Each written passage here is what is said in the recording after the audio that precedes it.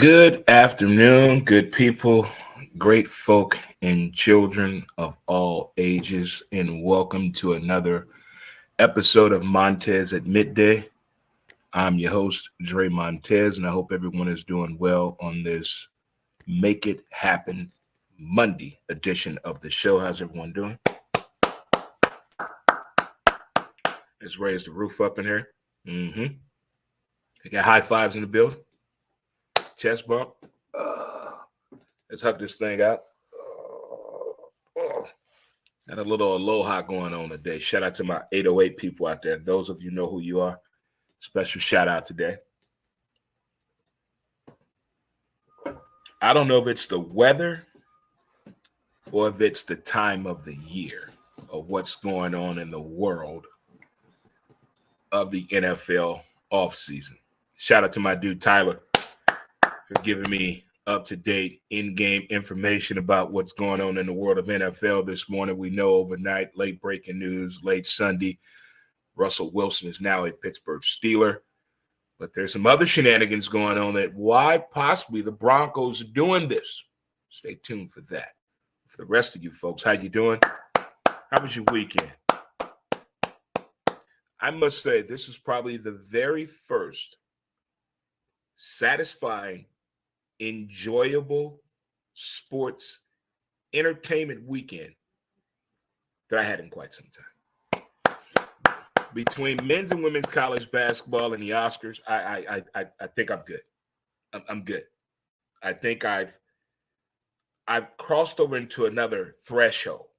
I understand the upper echelon when it comes to these things of nature, of enjoying the moment, appreciating the moment, and going back and reflecting on it like, my, oh my. I can't believe today is Monday, but what transpired over the weekend, I can't put it into words. I'm going to try the best of my ability. If I get excited, blame my upbringing. But for the rest of you, I think I got it for sure, more in ways than one. If you're celebrating a birthday today, happy birthday to you. Happy birthday to you. May she rest easy in heaven. My Aunt Deborah, it was her birthday over the weekend. Happy birthday to you, Aunt Deb. There it is for sure in the building to all the folks that celebrated a birthday over the weekend or today. Happy birthday to you. If you're celebrating an anniversary, happy anniversary to you. Shout out to my cousin Dominic. Happy birthday to you. Happy anniversary.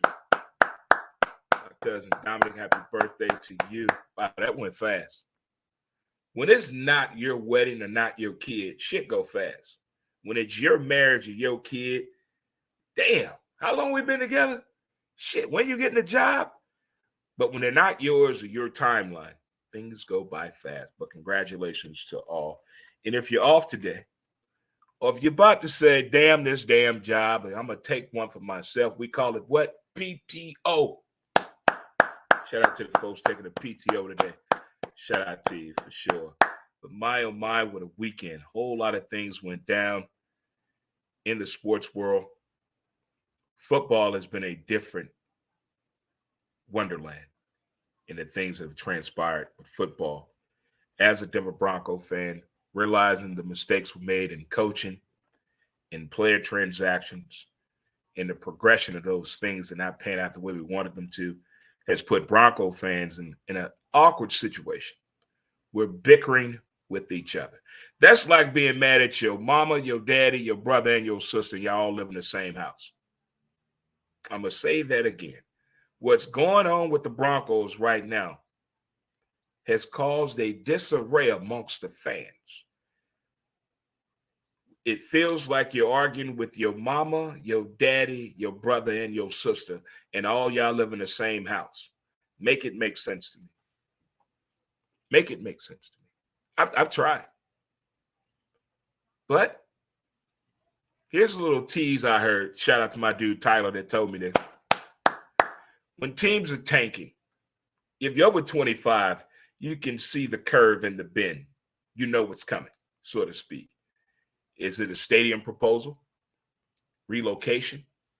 Are you trying to get a player or trying to close a deal or trying to do a merger? It's one of those 5 things when a team is doing something like Why they getting rid of all these players? Why did that guy get fired? How much did we get rid of him for? Everything makes sense. It's a timeline of like a downfall of the empire. There's signs all over the place. And the signs are right now, but the Broncos doing something that football fans are saying, I wouldn't blame them for doing this. Russell's gone. There's no quarterback. Got a new ownership group. Okay. We got a coach that can see the future, allegedly. Okay. So what could be the most shocking thing the Broncos could possibly do? What could it be? Tick, tick, tick, tick, tick. You're on the table. Susan, what you think? No, good try. What could the Broncos possibly be up to? All these moves they're making. Justin Timmons gone. Not resigning this guy, letting this guy go. Not doing this acquisition. This coaching move doesn't make sense. Why are you not going after this guy? These pieces are not making sense. It's like looking at the diagram of the puzzle in the movie Waiting or understanding what Kaiser Soze was looking at in The Usual Suspects, the master plan. Could it be the Broncos are trying to go out to Shedeur Sanders? Hello? Yep. Could it be that the Broncos are trying to tank to go out to Shedeur Sanders and the Deion Sanders family and legacy to come in there in the Bronco Nation and just take over everything? Is that the thing they're about to do? Is that what we're seeing? Could that make something else make sense to me? All the moves the Broncos have made since we've acquired Russell Wilson and Sean, I did not believe in a bounty hunter Peyton. Make it all make sense to me. Make it, come on now. It's like when you caught your significant other cheating and you're showing them the timeline.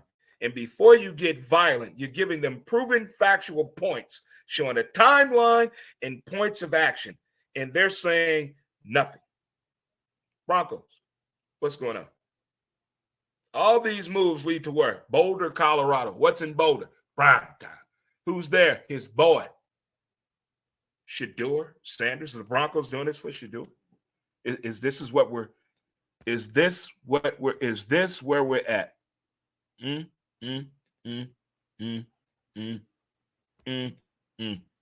I feel you, Tyler. This is my source right here. He told me this information before the show today. Possibly what the Broncos could be up to.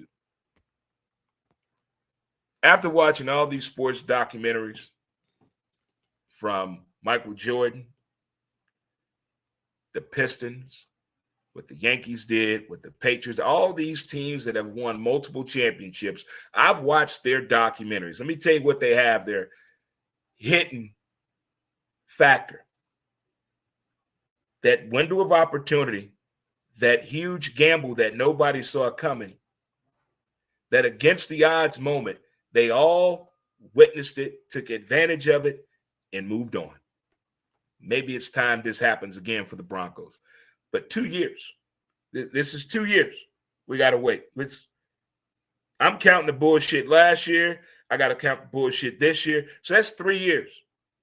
Have you ever waited 3 years for somebody? Not waiting on this person to mature to have sex with them, but have you ever waited 3 years on something to be happy for you? Not the end of your contract service, not the end of your parole, none of that shit, but actual happiness. Who's waited 3 years on it? I can't believe this. I really can't. But at the same time, look at the competition right now. Look at what owners are doing. Look what coaches are doing. Look at players are doing to get ahead of the game. So I wouldn't blame them if they're doing this. Let's tank this whole thing for the next 2 years. We're going to put everything into the kid. Now look at that pressure. Hello, America. It's Monday. It's Make It Happen Monday. It's Montez at midday. And I'm your boy, Dre Montez. Hope all is well in the neighborhood and in the hood. Let's get through our pillars of the day. Let's let it go. Ignore them. Give it time.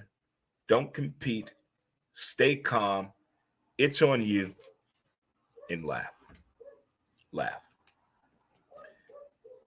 All of that was captured in one movie that I saw over the weekend on Netflix. what I captured over the weekend.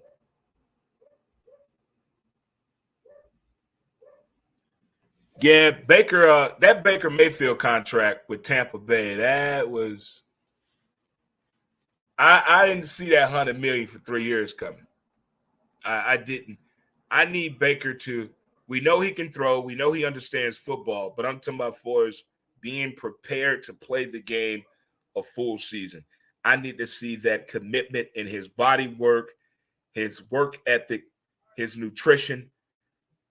I need to see that from Baker Mayfield. That $100 million, way to do your thing, whoever your agent is, they got you way and beyond the Call of Duty when it comes to the MONEY. And what the kids say, get the bag, daddy. Get the bag. But I saw a wild and crazy ass movie over the weekend. It kind of reminded me of Quentin Tarantino, kind of reminded me of Guy Ritchie. It's so much going on in this movie, and it's all over a lottery ticket. It's called Your Lucky Day. It's on Netflix. It is. Everyone has played this game. What would you do for $1 million? Or what would you buy if you had $1 million? Or what wouldn't you do for $1 million?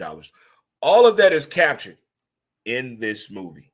And I know it's a movie, but at some point we all have put ourselves in a movie or a situation or a segment or a scene. Can I do that? Can I be a part of that? What would I do if that happened to me? What would I be prepared for? When you see this movie, you're going to find yourself in several scenes of this movie. The victim, the witness, the perp, law enforcement, a witness, past. You're going to, this movie, you ever watch the movie and when you're done, you just like, what? I need more. I need more. I don't have enough answers or questions when I saw this movie. Just reading what the movie was about and hitting play blew my damn mind. Like, I was not prepared for that. And I've talked to so many people that have Netflix, but have never heard of the movie. What are you doing with your Netflix? It's like people that have a house in South City that have a yard, have not put the grill out. What are you doing with a house there? Why? You're housing wrong. You're housing wrong. But back to my original plan here. In this movie, over a $156 million Powerball ticket, chaos happens. Just check the movie. Peep the movie, if you will. For sure. As we get closer to the Olympics and understand the trials and tribulations that we saw in some of these college basketball programs and football programs dealing with injuries and overcoming injuries, it makes people think about the days of yesteryear, what they could and could not do. But here's my thing. The people that have the actual injuries that you can see on them physically, you can actually see what the injury is. But my thing is, the folks that have disabilities that you cannot see at all, they won't tell you. They go about their daily day life. They just go through it. They don't tell nobody. They just go through it. But before the disability, do you think about those days sometimes and the things that you're not like getting sad about it, but sometimes it puts you in a happy spot when you reflect about the things you were able to do without assistance, able to do with ease, able to do with joy and pleasure, and you can't do those things anymore. And it's hard to share those stories with people because you're not sobbing, you're not bitching, but it's like a reflection on the happy times. But I think everyone that has a disability, they don't share with everybody, has a time or a place where they used to be able to do something with that joy. And I saw a segment on CBS Sunday Morning, Let the Trumpets Play. It was called Mr. Bill's Village. It was an amazing story. When you see people walking, you see people just having their day-to-day life, and you stop and have a conversation with people, you'd be amazed to know what they're going through or what's going on, good or bad, path, message, whatever. Things happen for a reason. And seeing this segment, this man walks 2 hours both ways every day to go to work. In this town he lives in, this young lady stopped, gave this man a ride and got to know him, found out he's legally blind. In this town, got together and created this Facebook group. I'm going to reach out to this guy and try to get him on the show. And I just like the way this story and the way the story was told. It wasn't a sob story. It wasn't, oh my God, I feel sorry for him. It was a feel-good story. Not all disabilities out here are like, oh my God, I feel so bad for you. No, they're not. A lot of people that have disabilities you don't know about can continue to go about their day like there's nothing wrong. Because I think that goes to show you appreciate what was lost, or what you appreciate you can't do 100% the way you used to do it. But you're still here. You're still a person. You're still doing what you want to do and doing what you need to do the way you need to do it. But if you did not see CBS Sunday Morning yesterday, that was an amazing story. Mr. Bill's Village, CBS Sunday Morning. Before the disability is what we were talking about. If you're just chiming in, thank you so much. It is Monday. This should be one of those weeks where I think things get chaotic in the workplace. We got a lot going on this week. You got folks celebrating 314 Day. What up? You got folks coming into town from OKC. What up? And you got folks taking off early for the St. Patty's Day weekend festivities. We got a party win Saturday and win Sunday. Who's going to work Monday? Crickets. What? Crickets. What? So I think by Wednesday, everyone should have their itinerary together on knowing what the agenda should be for people that are entertaining people, and for the people that are getting Airbnbs the right way, and for the people getting the hotel rooms, and for the old school woo-woo girls. We're rooting for everybody. There it is right there. We're rooting for everyone for sure. What's up, Brandon? What's going on? What's going on with man Tyler? What's going on, Purple People Eaters of America? Best damn golfer I know. Best damn golfer I know. Shout out to Perryville, by the way. Perryville, shout out to him. I got to get down there again, too. I got to get down there one more time. Some good folks down there. Good people in the town of Perryville, Missouri. Guys, we're getting close to the end of the season, but guess what? We're also taking, calls and information for folks that want to get acclimated with the show when we start back up in August. You can get your logo and your image shared on the show, as well as the link on the website, www.dremontez.com. You can also come up with your own creative QR code, marketing code to share on the show as well, so you can track your advertising dollars. And you can also be a guest on the show, a weekly or a monthly basis to promote your business or cause. If that's something that you think you would be interested in, you are more than happy to reach out to me. Again, the new season will be starting in August, so reach out to me for your advertising concerns. Be with the show Montez at Midday, as well as Who's to Blame, the podcast, as we're getting ready to get ready for the next season starting in August. Appreciate that, Tyler, my dude. Best golfer I know, and a hell of a shortstop. Paul Wall, what they used to call him. Paul Wall, my dude. All right, folks. Moving right along. Let's keep it going.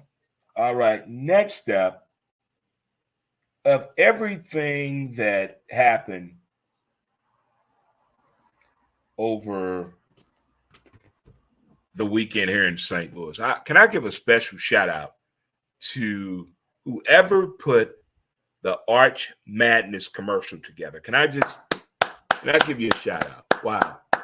If you didn't see that commercial, if you're in the marketing, advertising, and transportation, and visitor and tourism, peep that commercial. It captured everything about the city of St. Louis, what it has to offer for its entertainment, for its music, for its sports, for its venues, capturing the people having a great time that did not look like they were paid actors, but caught people in the moment. Shout out to the folks that put out that Arch Madness commercial here in St. Louis. Outstanding, whoever put that together. That's how you put a marketing commercial together. That commercial, I live in St. Louis, and I saw that some bitch. I'm like, what is that? I want to go there. I was like, wait a minute, that's St. Louis. Outstanding job in that commercial for sure. Let me tell you, two comedians out here, you need a strong stomach for, and if you don't have a thick skull, thick heart, don't watch it. Don't watch it. Bill Burr and Corey Holcomb. Bill Burr and Corey Holcomb. I'm telling you, Bill Burr talks about overweight people in a way you got to have thick skin to listen to him. Corey Holcomb talks about women and big women having sex in a way their comedy is not for everybody, but if you get it, I'm just, oh my God. Bill Burr. And if you've never seen Efforts for Family, I don't know who you are. And Corey Holcomb, Lord have mercy. Lord have mercy. Speaking of Lord have mercy, we hear that phrase a lot when you're trying things out. Let me tell you a crazy story. Pat McAfee. Gambling on yourself. Gamble on yourself in life. We hear that all the time. Sometimes you got to gamble on yourself. A lot of people that don't know what that means. You know, you got to get out here and you got to gamble on yourself. You got to gamble on yourself. Well, when that poker started coming over, everybody's playing Texas Hold'em. That became a thing. Everybody was into poker. Really, everybody's into it. Everybody's trying to learn how to play poker, play with their friends and family. It was a phenomenon. That dude, Chris in Vegas with those glasses, everybody wanted to be him. So did Pat McAfee. He already had a scholarship to Kent State. I'm gonna speed the story up. He found out about this camp, but he needed $1,500 to go there. So he asked his old man for the money. His dad's like, "You kidding me? What the fuck wrong with you? You already got a scholarship." No. So he plays in his poker tournament that his buddy's dad told him about. He wins $1,400. Dad gives him 100, goes to the thing, wins a scholarship by going to West Virginia, and the rest is the story. Again, sometimes you got to take a gamble on yourself, literally. Take a chance on yourself. Believe in you. Look in that mirror and say, I believe in this. Look at that list I told you about. Read your daily manja and look in that mirror and tell yourself you believe in you. You don't need nobody else. You got this. You got this. Believe in you. Believe in you. Speaking of believing,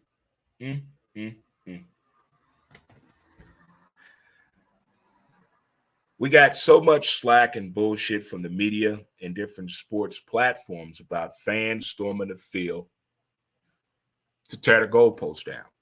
Safety. Look at all this. Who's responsible to university and all this. But Tennessee, the Volunteers, Checker Dome Central, said, we got this. A GoFundMe paid for that sumbitch in less than 4 hours. We got this. Bring on any more questions. College basketball. Stop storming the court. Oh, you hurt Caitlin. Oh, you hurt a Duke player. Oh, we need to stop doing this. Did you see what happened over the weekend? Did you see? Did you see what Duke Carolina game? What happened? They throwing water bottles at the players because they got what happened? They got that ass whooped. Then you got cheerleaders in the middle of the basketball court doing a routine, injures a starting basketball player. Where's the uproar on that? Where's the uproar on that? Where's the outcry? The same way we had about, oh, these kids are running on the field, turn down a goalpost. What a travesty we have here in college football. That's not the message we should be sending.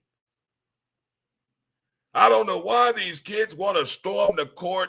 Security should have known this was a rivalry. You trying to tell me security didn't know?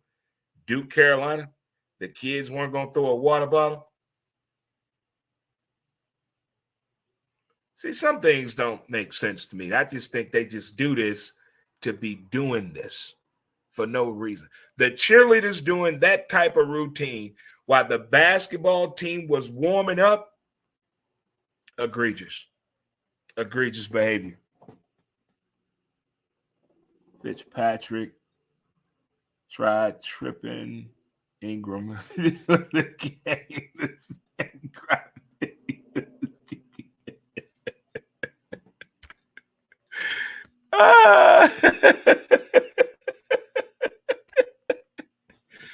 You're right. I saw that trip too. Yeah. It's so petty what's going on in college basketball between the referees and the players, the teetiness, the tidiness, the fact we don't let the kids play, the refs getting too involved, control the game, what's on stake during this game, all kind of factors is going on.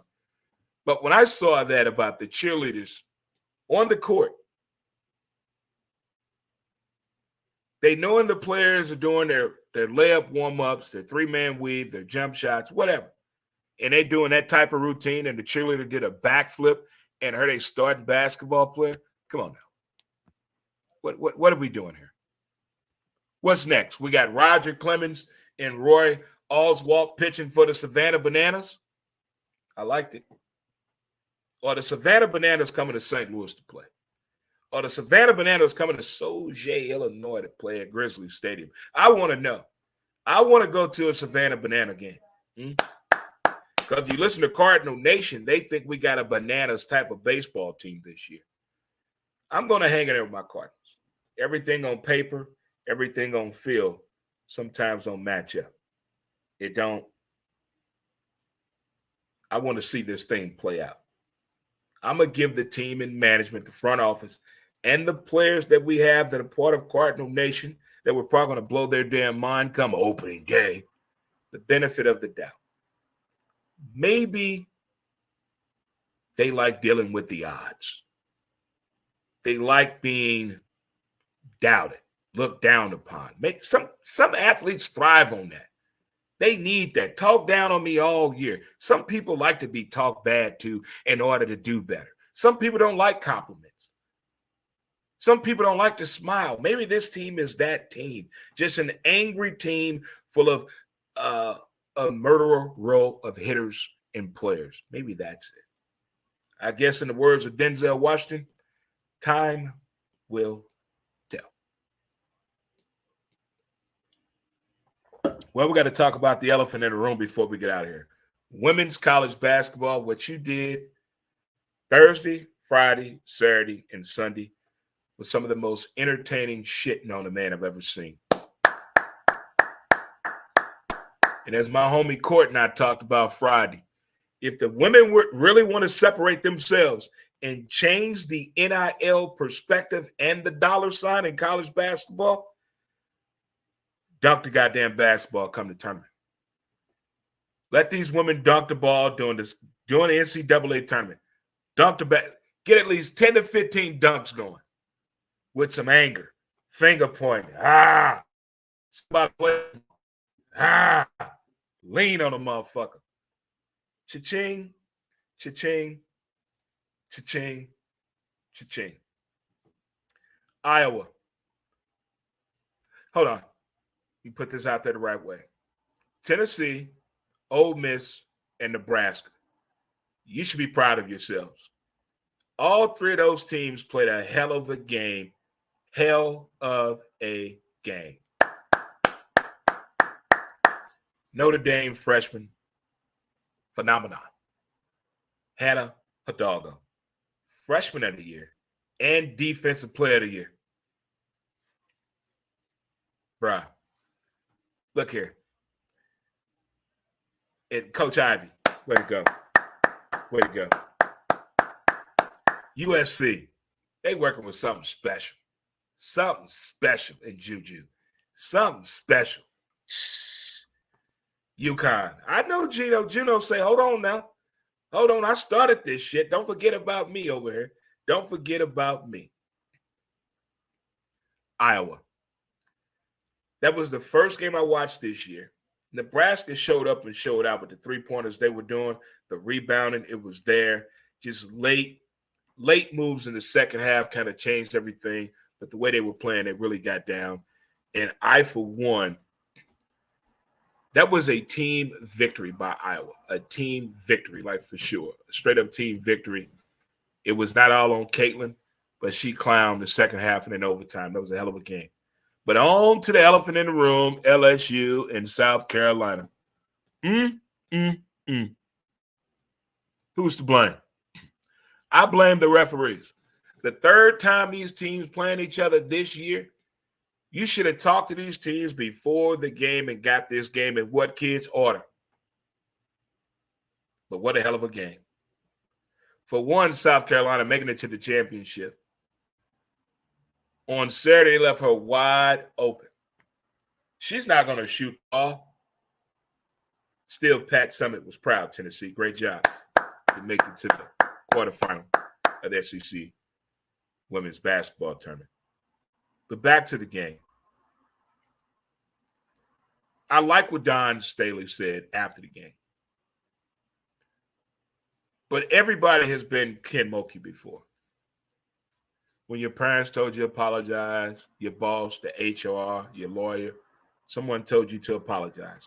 Everything is going fine, and then you say the most damaging shit ever.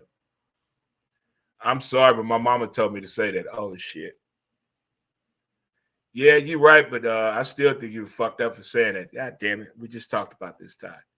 Kim Mulkey said everything right until she said, I wish she would have pushed Angel Reese like that. What are we doing? What are we doing?